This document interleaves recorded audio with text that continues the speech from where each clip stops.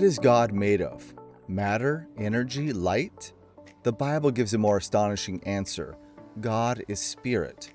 God's immateriality means he has no physical body, material parts, size, or dimensions. He is not made up of atoms, energy, air, or anything else within creation. God created the physical universe, but he is not part of it, and no temple, statue, or location can contain him. When Scripture speaks of God's hands or eyes or face, it uses human language to help us understand his power, knowledge, and presence. These descriptions do not mean that God the Father possesses a physical body. Yet the invisible God did something breathtaking. The eternal Son took on a real human nature. In Jesus Christ, God entered his creation without ceasing to be God. God cannot be reduced to an image or confined by a place.